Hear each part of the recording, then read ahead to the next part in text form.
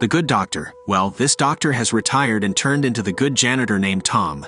He realized that dirty floors caused sickness, and so he is doing his part, and as a bonus he gets to heist and rob a bank on the side. His exceptional intelligence and problem-solving skills shows us he's the most intelligent janitor in the world. During his school days, he proposed a plan that effectively resolved the Mexican oil spill crisis, attracting the attention of the world's 8 largest oil companies. They competed vigorously to hire him even before he graduated, offering him executive positions, company stock, and an annual salary of $400,000. Despite the incredible opportunities presented to him, Tom turned down all these offers. Instead, he accepted a job offer from Walter Moreland in Spain. This job involved using his exceptional brainpower to crack a vault that was considered an engineering marvel and contained an item that Walter was after. For over 80 years, no one had ever managed to break into this unique vault. Walter introduced Tom to his team. Beginning with Walter, he was the owner of a salvage firm, and a few months ago, he recovered several antiques from a sunken ship in Spanish waters. One of the items in that wreckage was a set of 3 coins that provided valuable treasure coordinates. Unfortunately, the salvage mission failed, and the Spanish authorities confiscated everything they found. The items are now locked inside a miraculous vault in a Spanish bank. Lorraine, Walter's adopted daughter, was responsible for impersonation on the team. She could assume any identity the team needed for their infiltration missions. Klaus, the hacker, handled the team's hacking needs. James, Walter's right-hand man and an ex-soldier, had the best combat skills on the team. Simon was in charge of the team's logistics and equipment procurement, and as long as there was money, he could get anything the team needed. The first day Tom arrived, the team encountered difficulties hacking into the bank's system. They required a code to enter, but it was unavailable, and time was of the essence. To resolve the issue, Tom suggested a simple solution.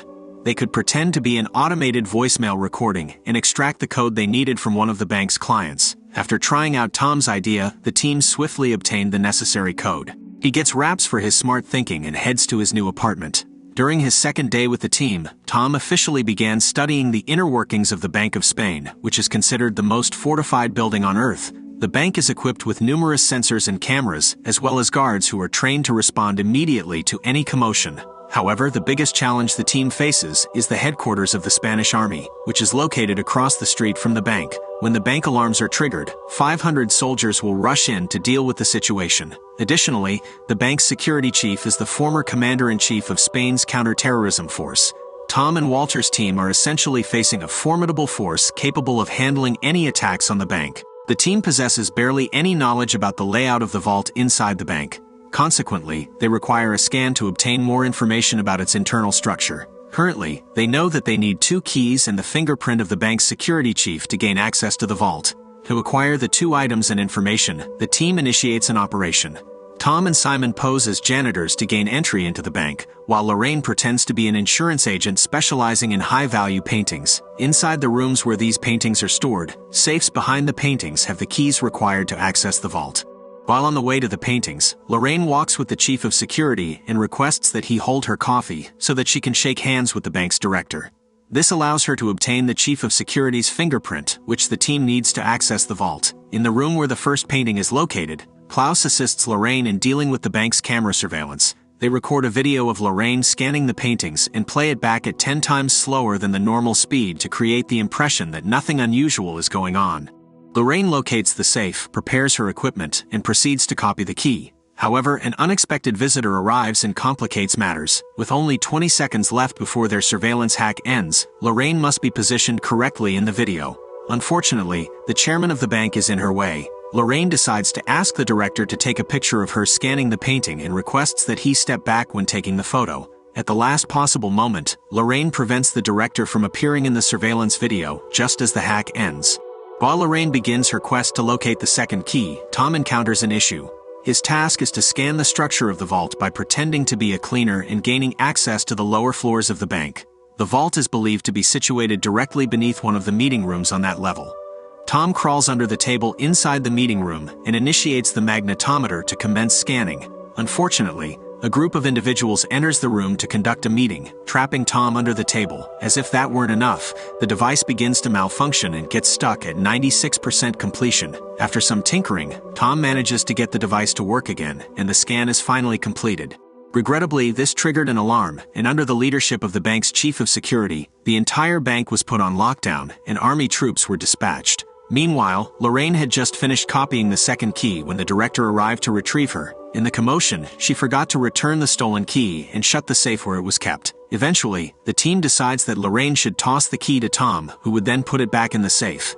Tom hurried to the third floor, restored the key, and closed the safe just as he received a warning that a guard was approaching his position. Thinking quickly, he deliberately allowed himself to be caught when the guard arrived at the room.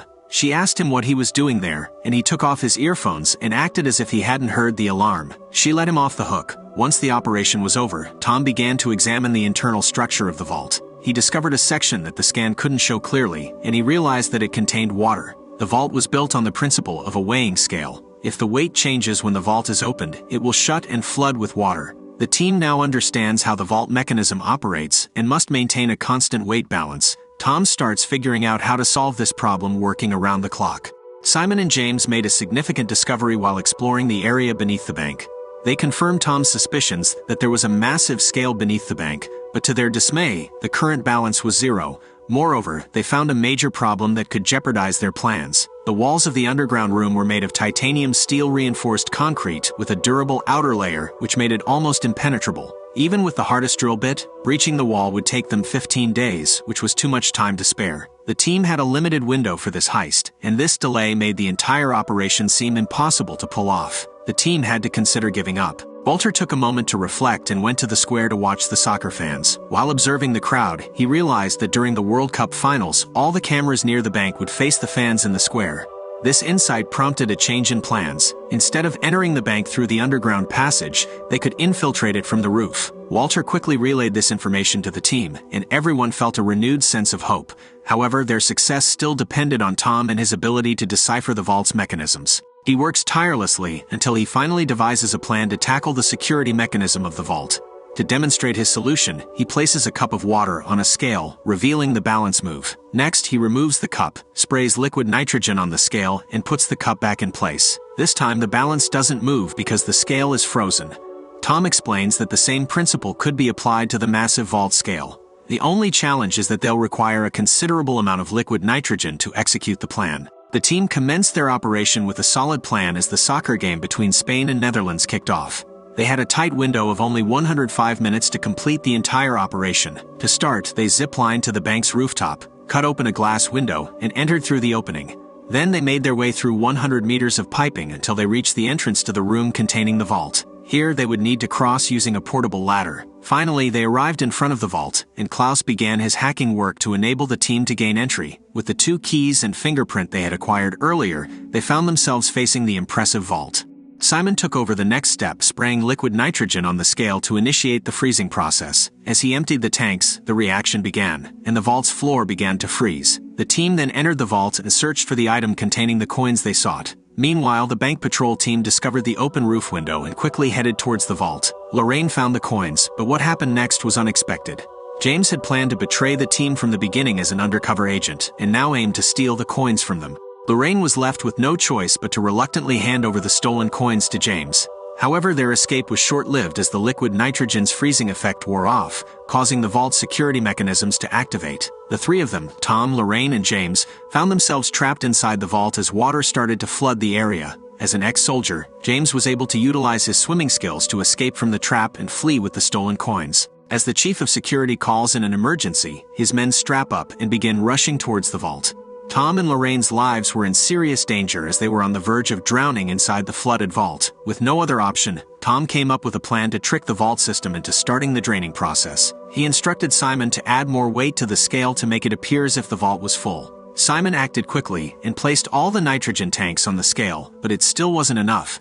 Just as he was about to give up, he noticed his radio and decided to add it to the scale. Surprisingly, the small radio was enough to make the balance shift, causing the water to stop pouring in and starting the draining process. As the army men rushed towards the vault, they were ready to catch the thieves red-handed. However, upon opening the vault, they were surprised to find nobody inside. Tom and Lorraine had managed to escape using the drain pipes, making their way to the upper levels of the bank. With the security force hot on their heels, they were running out of time. In a moment of quick thinking, Lorraine remembered a room she had visited earlier for scanning the paintings.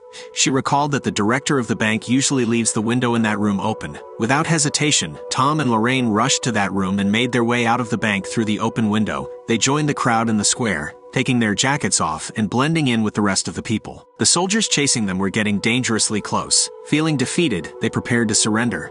But fate intervened. Spain won the soccer game, and the crowd erupted into cheers and celebration. The noise and commotion made it impossible for the soldiers to keep up the chase, and Tom and Lorraine were able to slip away unnoticed. Several days later, James returns the stolen coins to his employer. However, when they decode the coordinates, they realize that it leads to the Eiffel Tower, which is not the right location. They finally understood that they had been outsmarted by Walter's team. Meanwhile, Lorraine had switched the coins in the vault, which caused James to steal the wrong ones. Tom and his team are in a resort in France and stumble upon the real coordinates of the treasure they were after. They learn that the treasure is now hidden inside the Bank of England. The team gears up for another heist, ready to put their skills to the test once again. Bank heists have always been a popular theme for movies as people find them intriguing. The use of tools, techniques, and deception adds an exciting layer to the film. If you were in Tom's position, would you choose to live a normal corporate life or take a chance on an impossible mission? Share your thoughts in the comments section below. Thank you for watching. If you liked the video, please subscribe, drop a like, and click on that bell. See you again.